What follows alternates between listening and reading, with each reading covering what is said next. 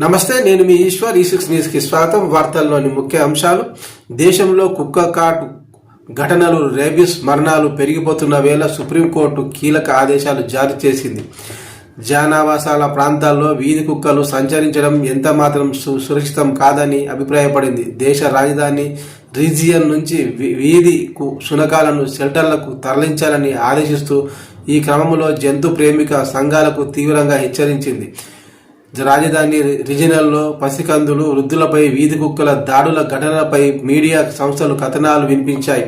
అందులో ఘటనలతో పాటు రేబిస్ బారిన పడి మరణించిన దాఖలాలను ప్రస్తావించాయి. ఈ కథనాలు ఆధారంగా justice J B Pardiwala, justice R మహాదేవన్లతో కూడిన ద్విసభ్య ధర్మాసనం విచారణ జరిపింది. వీధి కుక్కలను నివాస ప్రాంతాలలో సంచరించడం ఏమాత్రం యోగ్యం కాదని, వాటిని పట్టుకుని షెల్టర్లకు తరలించాలని, ఇందుకు 8 వారాల గడువు విధిస్తూ అధికార యంత్రాంగాలకు ఆదేశాలు జారీ చేసింది.